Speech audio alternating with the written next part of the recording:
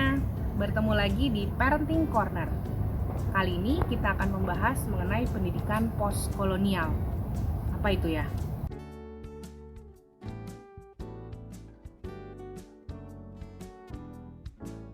Pendidikan postkolonial yang terjadi di Indonesia itu dimulai saat Belanda menerapkan politik etis.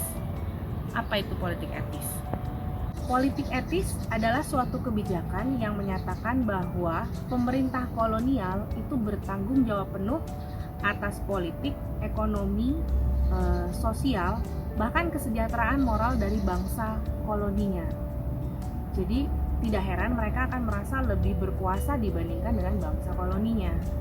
Nah, pikiran powerful dan powerless ini tidak hanya terjadi di dunia politik, tapi juga terbawa ke dunia pendidikan, baik itu di sekolah maupun di rumah. Nah, yang terjadi zaman dahulu, pemerintah Belanda itu mendirikan sekolah-sekolah untuk mendidik bangsa Indonesia itu baca tulis, berhitung, itu lebih kepada untuk kepentingan mereka, supaya bisa bekerja di kantor mereka, supaya tetap tunduk dan mau menurut kepada mereka. Bagaimana bentuk prakteknya di rumah? Saya akan memberikan 2 contoh ya. Yang pertama, misalnya ada anak balita nih, lari-lari. Lalu mamanya bilang, kan mama tadi udah bilang ya, jangan lari-lari. Kedengarannya instruksi itu baik dan tegas ya. Saya juga sering melakukannya.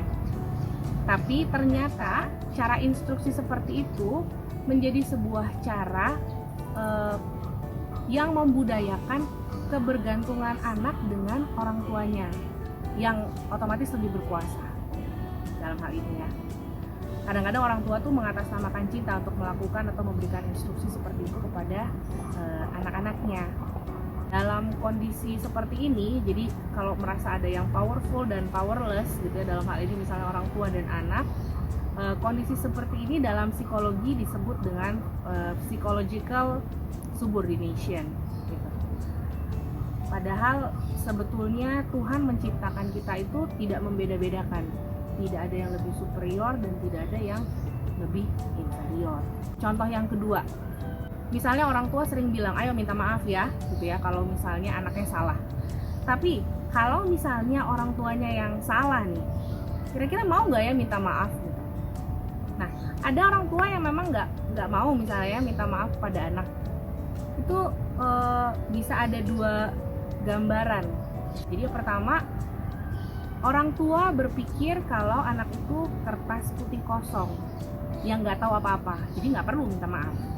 Atau justru orang tua berpikir kalau anak itu adalah satu kertas kotor ya, yang penuh dengan kesalahan, dan orang tua itu berhak mengontrol penuh supaya anak tidak melakukan kesalahan. Nah, jadi ironisnya biasanya hal seperti ini akan mengakibatkan anak untuk takut berbuat salah. Kenapa? Takut dimarahin, takut dihukum, takut dipermalukan ya. Dan biasanya juga orang tua selalu menuntut anak untuk melakukan apa yang mereka anggap baik untuk anak, dan tidak memberikan ruang untuk anak berpendapat, apalagi kalau tidak sesuai dengan pola pikir orang tua. Nah, kadang secara tidak sengaja ya, dalam dunia parenting, kita sebagai orang tua juga suka membuat anak kita itu merasa harus bergantung kepada orang tuanya. Jadi misalnya, kamu kalau nggak ada mama, nggak ada papa, nggak akan bisa apa-apa. Dari kecil seperti itu dan berlanjut. Jadi kamu kalau misalnya mau bahagia harus melakukan ini, harus melakukan itu, dan sebagainya dan selanjutnya. Kadang-kadang tuh malah membawa ayat-ayat Alkitab yang menunjang. Misalnya, hormatilah orang tuamu agar lanjut umurmu. Jadi hal itu menjadikan patokan orang tua untuk mengontrol anaknya, sampai dengan misalnya dengan siapa dia harus menikah.